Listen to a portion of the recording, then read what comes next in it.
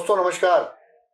हमने आपसे वादा किया था कि हम बहुत ही जल्द आपकी मुलाकात एक ऐसी अजीम शख्सियत से कराएंगे जो न सिर्फ हिंदुस्तान के बल्कि दूसरे मुल्कों में भी पहचाने जाते हैं।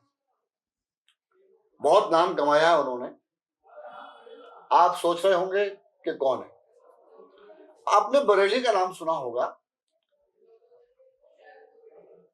साधना, उन्होंने डांस किया था और आशा भोसले जी ने गीत गाया था, झुमका गिरा रे बरेली के बाजार में। मैं आपको बताऊं कि वो जो बरेली का बाजार और झुमका, वो एक कहानी है। उस कहानी का जिक्र हम बाद में करेंगे, लेकिन हकीकत में बरेली को जो पहचान दिलाई वो एक शख्स थे। बरेली का परचम लेकर के पूरे विश्व में गए, उर्दू अदब की जान बने। जिस शख्सियत ने गजल की आबरू बचाई, गजल की आबरू को रखा, उस शख्सियत का नाम होता है हमारे देश के अंतरराष्ट्रीय शायर जनाब प्रोफेसर वसीम बरेलवी साहब। प्रोफेसर वसीम बरेलवी सिर्फ मुशायरे की जान नहीं है, वो हिंदी कवि सम्मेलन मंचों पर भी बड़ी मोहब्बत के साथ सुने जाते हैं। इसका कारण यह है कि उनके जो शेर हैं, उनकी जो गजलें हैं, वो सिर्फ उर्दू में नुमाया नहीं है कि साहब उर्दू वाले ही उन्हें सुनेंगे, हिंदी वाले भी उन्हें बहुत प्रेम से सुनते हैं। और जहां नीरज साहब को जिस मोहब्बत के साथ सुना जाता था, संतोष आनंद जी को जिस मोहब्बत के साथ सुना जाता है, उसी प्रकार वसीम साहब को भी हिंदी मंचों पे सुना जाता है। क्यों? वो कहते हैं कि वो मेरी पीठ में खंजर जरूर उतारेगा, निगाहें मिलेंगी तो कैसे मारेगा। इतने प्यारे शेर, ऐसे शेर जो सीधे दिल में उतर जाते हैं। वो कहते हैं कि वो मेरे घर नहीं आता, मैं उसके घर नहीं जाता, इन एहतियातों से ताल्लुक मर नहीं जाता। तमाम प्रकार के शेर उन्होंने अपने लबो लहजे में कहे हैं। ये हमारा सौभाग्य है कि वसीम साहब आज हमारे बीच उज्जैन में हैं। मुशायरे की वो जान है। और ऐसा कहा जाता है दोस्तों कि जिस मुशायरे में वसीम साहब आते हैं, वो मुशायरा कामयाब हो जाता है, कामयाबी की मंजिल की ओर चला जाता है मुशायरा। उर्दू अदब की बात करूं तो बहुत से शोरा आए चले गए, नाम कमाया, लेकिन आज वसीम साहब का जो मकाम है, जो स्थान है, उस स्थान को कोई ले नहीं सका। हम आज इस कार्यक्रम में वसीम साहब से बात करेंगे। वसीम साहब, बहुत बहुत नमस्कार। क्या आप भगवान महाकाल की नगरी में, कवि कालिदास की नगरी में, डॉक्टर शिव मंगल सिंह सुमन की नगरी में आज आप शेर कहने आए हैं, गजलें कहने आए हैं। हम आपका तहे दिल से इस्तकबाल करते हैं, आपका स्वागत करते हैं। मैं आपसे ये जानना चाहता हूं कि आपका ये जो शायरी का सफर है, ये कब से शुरू हुआ और कैसे हुआ? अखिला जी, आपने इतना बोल दिया कि अब मैं सोच रहा हूँ कि लफ्ज़ कहाँ से तलाश करूँ आपकी इन मोहब्बतों का जवाब देने के लिए। पहले तो मैं इस अजीम सरजमीन को सलाम करता हूँ जी उसका एहतराम करता हूँ जहाँ पर रूहानी बस्ती में मैं बैठा हुआ हूँ जी और कई एतबार से हिंदुस्तान का बहुत ही पवित्र, बहुत ही मुकद्दस स्थान है जी उज्जैन।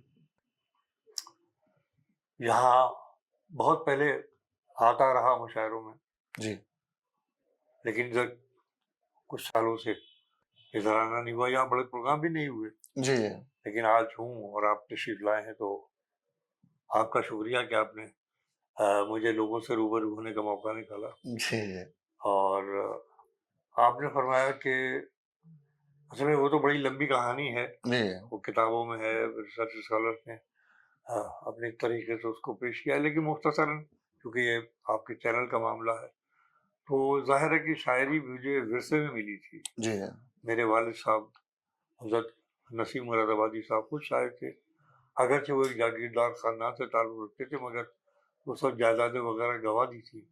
तो उसके बाद जो मुश्किलात सामने आई, शायद उनको उनसे नवरदाज़मा होने के लिए, उनसे जंग लड़ने के लिए शायरी का ही सहारा लिया गया। बचपन से मैंने वो सारा माहौल जिया, जी इसलिए कि मेरे यहाँ बड़े बड़े शुअरा की आमद होती थी। वालिद साहब क़िबला की जी हाँ मौजूदगी की वजह से जिगर साहब भी तशरीफ लाए, रईस अमरोही साहब भी तशरीफ लाए।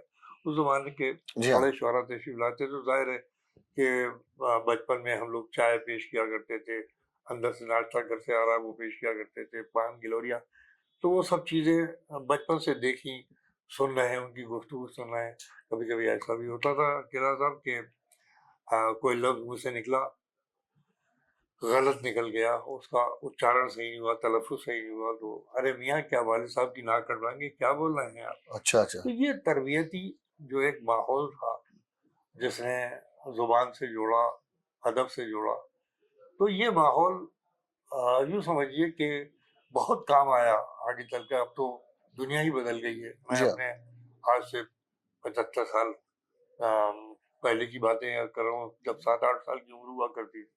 तो वो ज़माना था कि जो एक तरीके से तरबियत हुई इस माहौल में, और फिर चूँकि शेर कहने की तरफ रुझान था, फिर आगे चल के जैसे-जैसे ज़िंदगी बढ़ी, तो शायरी से दिलचस्पी बढ़ती चली गई, और फिर अपने आप को शायरी के ज़रिए कहने का, बल्कि क्या जो समझिए कहन जो थी, उसने ही हमको कहना शुरू किया। तो इस तरीके से शायरी फिर आगे तो बढ़ी। मंच पे आपको कितने साल हो गए? बैंक पर 60 साल हो गए मुझे। 60 साल हो गए। 60 साल हो गए 60 मुझे। साल से लगातार हाँ, पढ़ रहे हैं आप। लगातार, और मालिक का इतना बड़ा करम और आप लोगों की दुआएं और आप लोगों का कहना चाहिए जनता का आशीर्वाद और प्यार है कि मुझे अभी तक यूं नहीं देखना पड़ा है। बस ये तीसरी नस्ल में आज भी कुछ लोग तशरीफ लाए थे। मैं कह रहा था, मैं कि मैं उन खुशकिस्मत लोगों में से हूँ कि अव्वल तो शायद इतना लंबा वक्फा किसी का स्टेज के ऊपर, मंच के ऊपर गुजरा नहीं है, जहाँ तक मेरी याददाश्त का जी ताल्लुक हाँ है। जी हाँ तो मुझे नहीं याद पड़ता कि किसी का इतना तवील वफ़ा स्टेज के ऊपर रहा हो। मैंने कई नस्लें देखी, जी हाँ मतलब शुअरा की भी और सामईन की भी। जी शुअरा में अगर मैं आपसे बात करूँ, तो फ़िराक साहब के कदमों में बैठने का मौका हमें मिला। मजरू साहब, हसरत सरदार साहब। सरदार जाफ़री साहब, हसन साहब, तो इन सब लोगों के साथ, और उसके बाद फिर दूसरी नस्ल आई तो कुमार बाराबंकी साहब, शमीम जयपुरी साहब, उस तरह से एक तवील सिलसिला है जी हाँ कि जिसके अंदर बराबर शिरकत होती रही, और रंग भी बदलते रहे, ढंग भी बदलते रहे मुशायरों के। वो जो आदाब हुआ करते थे उनमें भी तब्दीलियाँ आती रहीं, और फिर उसके बाद इस दौर में भी दाखिल हुए जिस के नेक्टा का दौर आ चुका है, या दीगर एसोसिएशन, आपका सोशल मीडिया आ चुका है। तो ये तमाम दौर देखे, और तीसरी नस्ल को जिस तरह से मैं देख रहा हूँ, वो मुझे देखकर हैरत इसलिए होती है कि वो तीसरी नस्ल जो आज की नस्ल है, 20-22 साल का लड़का जब उस शेर को पकड़ने की कोशिश कर रहा है, कि जिसको मैं बहुत अपना अच्छा शेर मानता हूँ और गहरा मानता हूँ, और जब उस तक उसकी रसाई में देखता हूँ या उसके पीछे उसको दीवानगी देखता हूँ, तो मैं धन्य हो जाता हूँ कि मालिक तूने किस तरह से मुझे रेलेवेंट रखा। जी मतलब ये किसी अहद में मैं इर्रेलेवेंट नहीं हो पाया। जी ये उस वो मालिक का करम है, मेरी कोई इसके अंदर लियाकत या सलाहियत कोई दखल नहीं है, ये सिर्फ ऊपर वाले की कृपा और जैसा करम कि आपने बताया कि खुमार बाराबंकी साहब, अहमद फराह साहब, शमीम जयपुरी साहब, इन बड़े-बड़े शुअरा के साथ आपने मंच साझा किए, तो वो दौर था शायरी का, और आज जो दौर आया है 2022 का, इनमें क्या फ़र्क, क्या अंतर महसूस करते काफ़ी हैं आप? फ़र्क आया, काफ़ी फ़र्क आया। देखिए, पहली बात तो ये थी कि वो नस्ल जो थी, वो शोहरत के पीछे नहीं भागती थी, शोहरत उसके पीछे भागती थी। क्या बात है! वाह! क्या बात है! आज की जनरेशन में, मैं फिर कहता हूँ बात, बड़े अच्छी-अच्छी सलाहियत है, जी, बहुत अच्छे-अच्छे शेर भी कह रहे हैं, मेहनत कर रहे हैं, कोशिश कर रहे हैं, पढ़ रहे हैं, पढ़ लिख भी रहे हैं, और कोशिश कर रहे हैं, लेकिन जल्दी में हैं। जल्दी में है। मतलब ये कि आप जानते ही हैं कि कालिदास हैं, कबीर हैं, तुलसी है, मतलब ये बड़ी-बड़ी शख्सियतें, गालिब हैं, मीर हैं, ये इनकी पूरी-पूरी ज़िंदगी रियाज़तों में गुज़र गई, साधना में गुज़र गई, रियाज़त जी, साधना, जी, यानी पूरा-पूरा जीवन वो एक ही काम को लेके बैठ गए, और उसी के ऊपर पूरी ज़िंदगी उन्होंने अपनी सर कर दी। गुज़ार दी। तो वो जो साधना वाला मामला है, जो आर्ट को और कल्चर को हमेशगी देता है या यूनिवर्सलिज्म देता है, यूनिवर्सल बनता है, वो उसी सूरत बनता है जब आप अपने आप को निकाल कर रख दें, अपना कलेजा निकाल कर रख दें, और उसकी रियाजत में, साधना में दिन रात आपका उसमें गुजरे। तो आज की जनरेशन से मैं ये कहना चाहूँगा, मेहनत, साधना की ज़रूरत है, शोहरत तो खुद आ जाएगी। एक बार अगर आपकी सच्चाई आ गई लोगों की नजर में तो जी लोग फॉलो करना शुरू कर देंगे। जी उसमें बहुत जल्दबाजी की जरूरत है। इस बात की जो तो ये फर्क जो आया है, ये मैं आपको बताना चाहता था कि उस जमाने वो आप पढ़ने के बाद वो ये भी नहीं देखते थे किसने क्या लिखा क्या नहीं लिखा। आज एक एक चीज को टटोल दिख रहा है, कितने कितने लाइक हो गए। ये कहाँ हमारा था? मालूम हुआ कि महीने में 20 मुशायरे पढ़ लिए, 11 मुशायरे पढ़ लिए, 12, और फिर लौट के देखा भी नहीं। मगर वो लोग 20-25 साल तक, 40 साल तक शेर को महफूज किए बैठे हैं, और जब मौका मिल रहा है तो सुना रहे हैं। तो लगता था कि हमारी मेहनत कबूल की जा रही है, कबूल पढ़ की ली जा है। रही है। अब आज ये कि हर आदमी अपने शेर को पहुंचाना चाहता नहीं, शायरी को अपनी जगह रहने दीजिए, लोगों को पहुंचने दीजिए। जी जी जी घर बैठे भले मैंने मुझे कई मौकों पर ये कहने का मौका मिला कि भाई जब ये लोग लगा लेते भाई ये आप ये सब ले जाएंगे, और जिस जमाने में आपका कैसेट वगैरह आया था जी हाँ जी तो हाँ। मैंने देखा, उसके लिए कहा भी, मैंने कहा जो लोग घरों का आराम तर्क करके अपने घरों का आराम छोड़कर रात के जाड़े में यहाँ पर हमें सुनने आए, उनका हक ज्यादा बनता है हमें सुनने का। क्या बात है। बजाय इसके कि आप इसको कैसेट को ले आके अब वो ड्राइंग रूम में अपने ठीक है वो सहूलतें अपने जमाने की हैं, जी हाँ मगर उनका जज्बा तो देखिए। जो ठंडी रात के अंदर रात को 4 बजे बैठे हुए बिहार के किसी देहात के अंदर दरी पे बैठे हुए हैं, और जमीन की ठंड जो है उनके पूरे जिस्म को परेशान कर रही है, और वो शायरी की ललक में बैठे हुए हैं। वो लोग जिंदा रखते थे शायरी को। ये तो तफरी हो जाएगी। जी ये तो आपके जो लेजर आप हैं, आपने उठाया लगा, ठीक है वो भी उसकी हैसियत है, मगर जो साधना वाला कल्चर है वो बहुत जरूरी है, जिसकी आज कमी देखने को मिल रही है। कमी। दोस्तों आप देख रहे हैं कि प्रोफेसर वसीम बरेलवी साहब किस बेबाकी के साथ नई पीढ़ी को एक पैगाम दे रहे हैं, नसीहत दे रहे हैं कि यदि गजल की दुनिया में, मशायरे की दुनिया में उतरना है, जल्दबाजी मत कीजिए, मेहनत कीजिए। जब तक मेहनत नहीं करेंगे तब तक आप वसीम बरेलवी नहीं बन सकते। एक छोटा सा ब्रेक लेते हैं और आपसे दोबारा मिलते हैं। तेरा मेरा रेस्टोरेंट कैफे, प्राइम लोकेशन पर 3-in-1 सोल्यूशन, शानदार family restaurant, rooftop cafe, hotel जहां है एसी सिंगल बेड और डबल बेड डीलक्स रूम्स, खास ओकेजन्स के लिए 3D साउंड, डीजे लाइट्स और सुपर लग्जरियस डांस फ्लोर्स के साथ पार्टी हॉल और कॉन्फ्रेंस हॉल भी। आपकी खातिरदारी के लिए हमारा प्रोफेशनल और ट्रेन्ड स्टाफ रहेगा हर वक्त मौजूद। पार्किंग फैसिलिटी, लॉबी एरिया और फ्री वाईफाई भी है उपलब्ध। हमारा पता 13/4 अलकनंदा नगर, कॉस्मोस मॉल के पीछे, इंदौर रोड, उज्जैन। संपर्क करें 7897340664 या 7566801224 या 9340447277।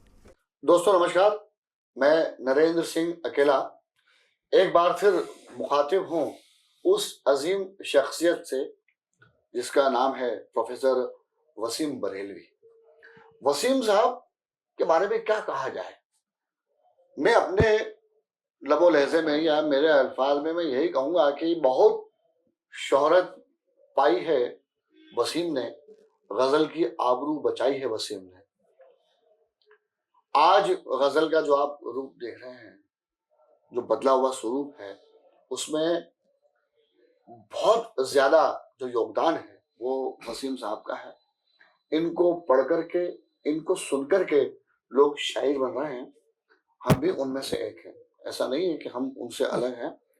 ये मालिक ने हमें भी वो शऊर दिया है कि हमने भी वसीम साहब के साथ 2-4 मुशायरे और कवि सम्मेलन में हिस्सेदारी की है। वसीम साहब को कौन नहीं जानता। वो कहते हैं कि जहन में पानी के बादल अगर आए होते, मैंने मिट्टी के खिलौने न बनाए होते, फल पड़ोसी के दरख्तों पे न पकते तो वसीम मेरे आंगन में ये पत्थर भी ना आए होते। इसे नायाब शेर कहने वाले। एक बात और बताता हूँ कि वसीम साहब उर्दू से ज्यादा हिंदी मंचों पे क्यों सुने जा रहे हैं। इसलिए सुने जा रहे हैं कि इनका जो लबो लहजा है वो ज्यादा क्लिष्ट नहीं है, या जिसे मैं शुद्ध हिंदी में कहूं परिमार्जित नहीं है इतना कि साहब उर्दू में ही लिखना है। नहीं, ऐसी जबान जो आम आदमी को समझ में आ जाए।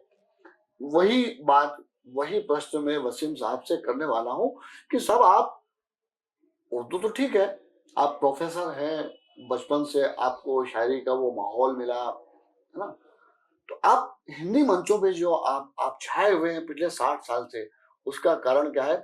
वसीम साहब बताइए, आप हिंदी मंचों की भी जीनत माने जाते हैं, हिंदी मंचों पे भी लोग अपने नाम से चले आते हैं कि साहब वसीम साहब आ रहे हैं, तो क्या कारण है, क्यों आपको लोग सुनते हैं?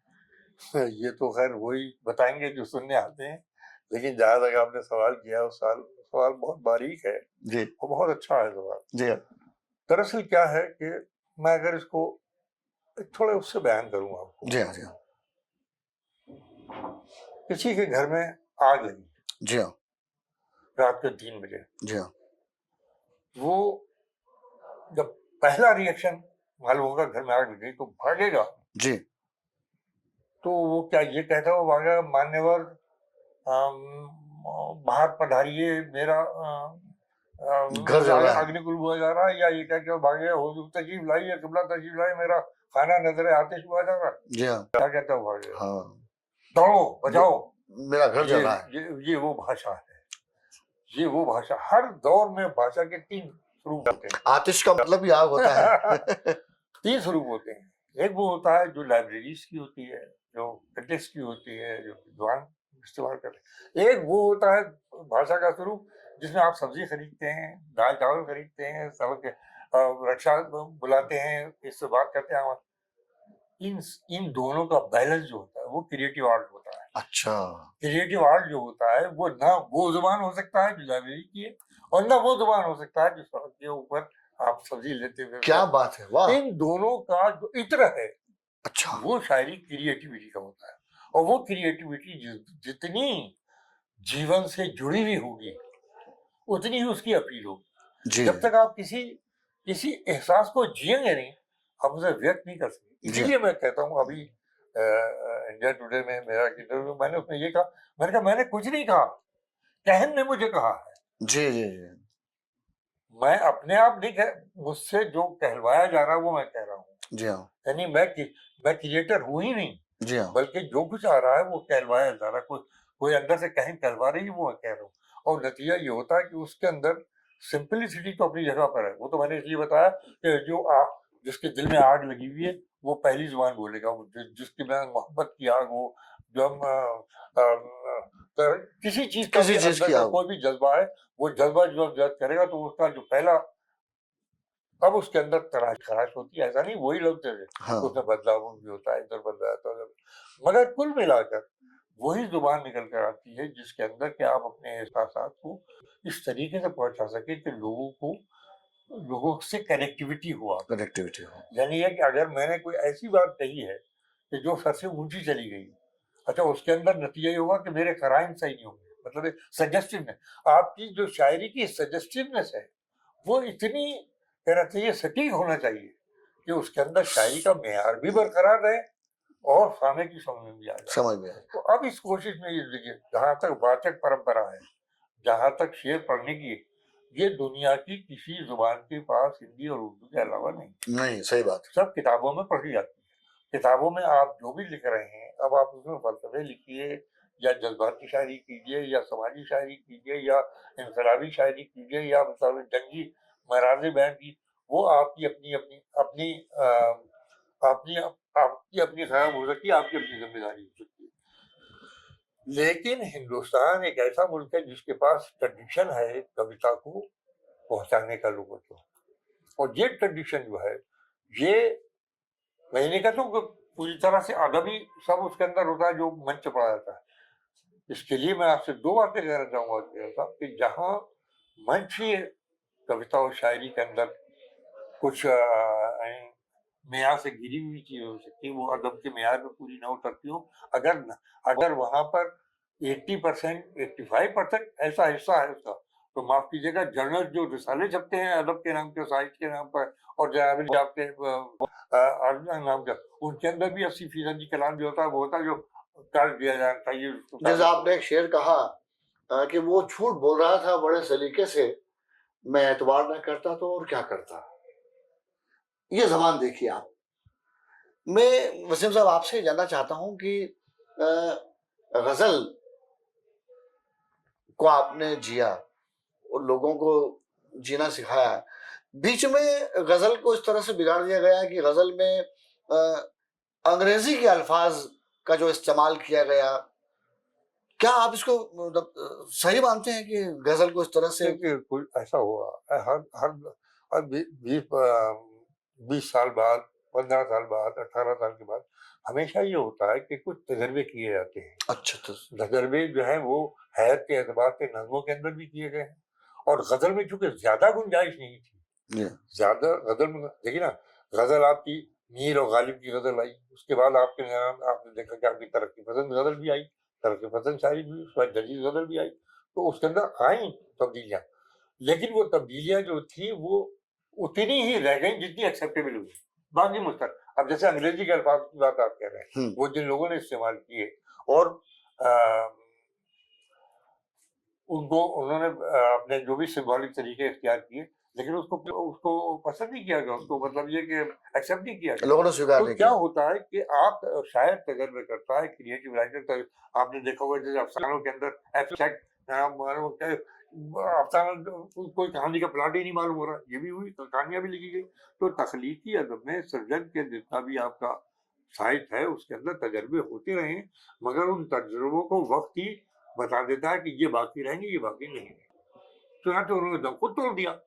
अब मैं मशारे से हट के थोड़ी सी फिल्मी दुनिया की भी बात करूंगा, क्योंकि आपने उन सभी शोरा के साथ भी काम किया है जिन्होंने फिल्मों में गीत लिखे हैं, तो वो दौर भी आपने देखा है। तो आज का जो दौर है फिल्मी दौर, और जो फिल्मों में जो गीत लिखे जा रहे हैं, क्या इनसे आप मतलब संतुष्ट हैं? मतलब आप जैसा व्यक्ति, आप जैसी शख्सियत कि वो चंदन सा बदन चंचल चितवन, फूल तुम्हें भेजा है खत में, अरे वो तो देखिए वो दौर वो तो जो ऐसा दौर था। गुजर गया कि आज 40 साल के बाद भी कोई नगमा अगर बज रहा हो तो आप कुछ कर रहे होंगे, उधर मुतवज्जो हो जाना मजबूरी होगी आपकी, चाहे कितना ही जरूरी काम करें। तो क्या अपील है कि 40 साल तक आपका बियॉन्ड कर रही है, और आज 2 दिन पहले का गाना जो आया हुआ है वो भी आपके आपके दिल को मुतासिर नहीं कर रहा है। तो ये तो म्यूजिक हावी हो गया, म्यूजिक हावी हो शब्द गया। तो पीछे गया, शब्द कहाँ रह गया? अरे क्या कैसा कैसा शब्द आया है मतलब इंडस्ट्री के अंदर। अब एक एक गाने को दे दिए तो मान होता है पूरा लिटरेचर उसके अंदर समो दिया गया है।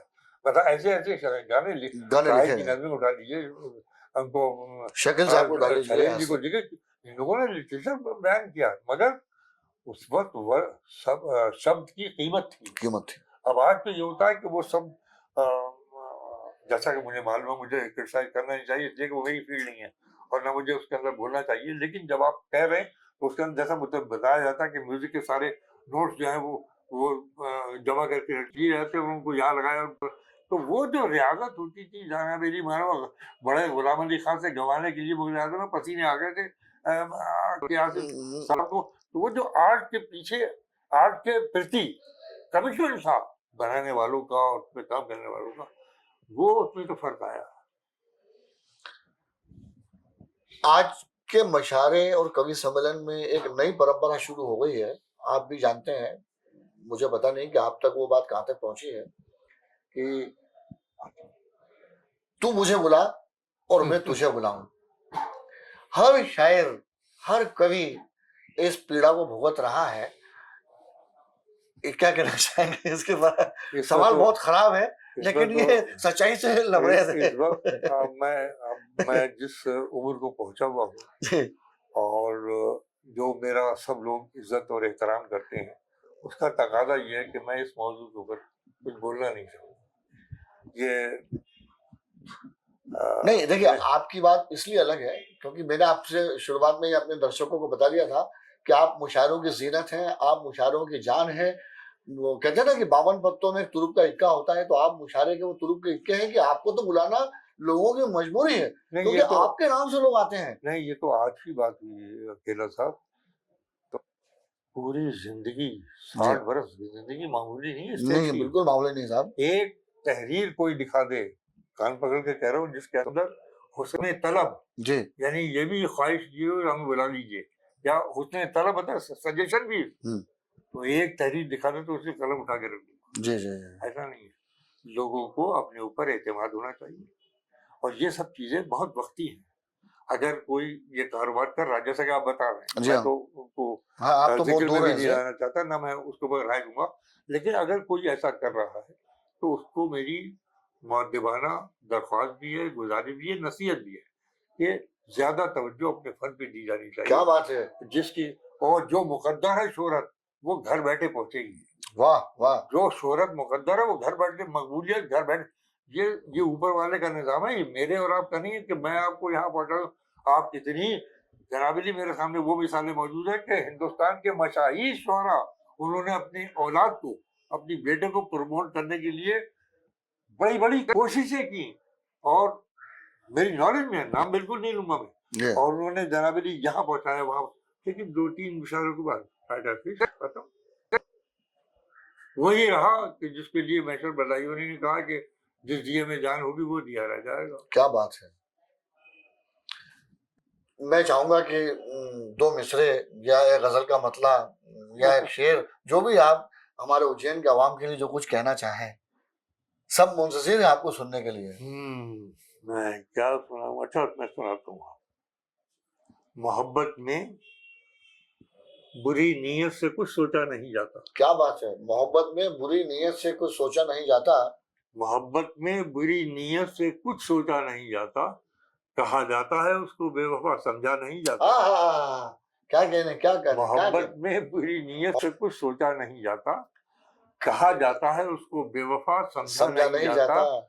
झुकाता है ये सर जिसकी इबादत के लिए उस तक, हाँ, झुकाता है ये सर जिसकी इबादत के लिए उस तक, तेरा जज्बा तो जाता है तेरा सजदा नहीं जाता। क्या बात है, तेरा जज्बा तो जाता है सजदा नहीं जाता। वाह वाह वाह वाह वाह। तो दोस्तों, देखा आपने, हमने कहा था ना कि हम एक अजीम शख्सियत से आपकी मुलाकात कराएंगे। देखिए हम किसको लेके आए, प्रोफेसर वसीम बरेलवी, जिनके पहलू में बैठना, जिनके पास बैठना हर किसी के बस का नहीं है। जिसका नसीब होता है ना, उन्हीं को वसीम बरेलवी साहब जैसे व्यक्ति की सोबत मिलती है। और हमारा ये सौभाग्य है कि आज वसीम साहब हमारे साथ थे, और हमने जो खास सवाल उनसे पूछा, वो मैसेज हमारे दर्शकों के मार्फत उन संयोजक शायर तक पहुंचना चाहिए कि यदि आपको प्रोफेसर वसीम बरेलवी बनना है तो उन जैसी मेहनत, उन जैसी साधना करना पड़ेगी। लोग आपको जरूर बुलाएंगे। बहुत बहुत शुक्रिया, बहुत बहुत नमस्कार, धन्यवाद।